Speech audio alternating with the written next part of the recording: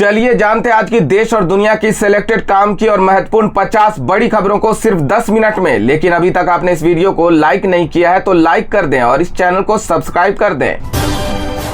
CM का राहुल गांधी की गिरफ्तारी को लेकर बड़ा ऐलान। असम के सीएम हेमंत बिस्वा शर्मा ने राहुल गांधी को लेकर बड़ा ऐलान किया है। उन्होंने कहा कि राहुल गांधी को लोकसभा चुनाव के बाद गिरफ्तार किया जाएगा। एक विशेष जांच दल तफ्तीश करेगा और उन्हें लोकसभा चुनाव के बाद गिरफ्तार किया जाएगा। हम अभी ऐसा करते हैं तो कांग्रेस इसे राजनीतिक बदले की भावना के तहत की गई कार्रवाई बोलेगी।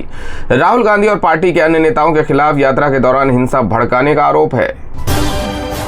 राहुल गांधी ने कहा, सीएम शर्मा के इशारे पर चलते हैं बदरुद्दीन अजमल। बता दें कि राहुल गांधी ने बड़ा दावा किया है। उन्होंने कहा कि बदरुद्दीन अजमल की all India United democratic front AIUDF BJP के साथ मिली हुई है। AIUDF बीजेपी की बी टीम है। ऐसे में कांग्रेस बीजेपी और बदरुद्दीन अजमल से अकेले लड़ रही है। राहुल गांधी ने कहा कि AIUDF के चीफ बदरुद्दीन अजमल राज्य के सीएम हेमंत बिस्वा शर्मा के निर्देश पर काम कर रहे हैं। भारत जोड़ो न्याय यात्रा को लेकर बंगाल कूच करेंगे राहुल गांधी। राहुल गांधी की भारत जोड़ो न्याय यात्रा 25 जनवरी को पश्चिम बंगाल में प्रवेश करने वाली है। असम के मुकाबले पश्चिम बंगाल में न्याय यात्रा को छोटा रखा गया है। असम में न्याय यात्रा के तहत 833 किलोमीटर की दूरी रखी गई थी, जबकि पश्चिम बंगाल के लिए ये दूरी 523 किलोमीटर की है। बंगाल के बाद न्याय यात्रा बिहार पहुंचेगी। आचार्य प्रमोद कृष्णम ने कहा, अभी कुछ और दल इस दलदल को छोड़ेंगे। बता दें कि ममता बनर्जी ने पश्चिम बंगाल में अकेले लोकसभा चुनाव लड़ने का ऐलान कर दिया है। इस ऐलान से इंडिया गठबंधन में बेचैनी बढ़ गई है। इस बीच कांग्रेस नेता आचार्य प्रमोद कृष्णम ने कहा, अभी कुछ और दल भी इसे छोड़ेंगे। दलदल में कोई भी फंसना नहीं चाहता। इससे पहले नेशनल कॉन्फ्रेंस के चीफ फारूक अब्दुल्ला कह चुके हैं कि अगर सीट शेयरिंग का फॉर्मूला समय पर तय नहीं हुआ तो गठबंधन बिखर सकता है।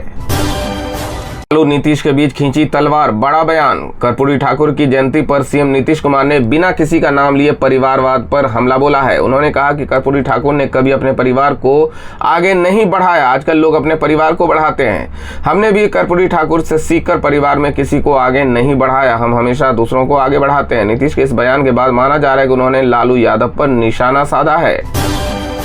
पंजाब में भी इंडिया महागठबंधन को झटका। पश्चिम बंगाल के बाद अब पंजाब में भी इंडिया महागठबंधन को झटका लग सकता है। पंजाब के मुख्यमंत्री और आम आदमी पार्टी नेता भगवंत मान ने आम आदमी पार्टी के पंजाब में अकेले चुनाव लड़ने की बात कही है। उन्होंने कहा कि आप पंजाब की सभी 13 सीटों पर जीत दर्ज करने जा रही है। बता दें कि इससे पहले पश्चिम बंगाल की सीएम ममता बनर्जी अकेले चुनाव लड़ने का ऐलान कर चुकी हैं। रामलला के दर्शन होंगे आसान, देश भर से चलेंगी 32 ट्रेनें। रामलला के भक्तों के लिए रेलवे देश के कई स्थानों से अयोध्या के लिए 32 आस्था ट्रेनें चलाएगा। ये ट्रेनें 30 जनवरी से असम, त्रिपुरा, गुवाहाटी, उड़ीसा, पश्चिम बंगाल, झारखंड और बिहार से चलाई जाएंगी। इसके अलावा 31 जनवरी को पुरी, वर्धमान और नॉर्थ ईस्ट से कई ट्रेनें अयोध्या के लिए चलाई जाएंगी। वाराणसी कैंट स्टेशन होकर ये ट्रेनें अयोध्या जाएंगी। इन ट्रेनों के जरिए पूर्वोत्तर से पूर्वांचल तक का जुड़ाव होगा। दिल्ली एयरपोर्ट की फ्लाइट में बम की सूचना। बिहार के दरभंगा से दिल्ली एयरपोर्ट पहुंची स्पाइस जेट की एक फ्लाइट में बम होने की सूचना मिली है। दरभंगा से एक शख्स ने कॉल के जरिए दिल्ली पुलिस को यह सूचना दी है। हालांकि जांच में पुलिस को ऐसी कोई भी संदिग्ध वस्तु नहीं मिली है। दिल्ली एयरपोर्ट में इमरजेंसी घोषित करते हुए सभी यात्रियों को फ्लाइट से सुरक्षित उतार लिया गया है। फिलहाल पुलिस फर्जी कॉल करने वाले शख्स का पता लगा रही है।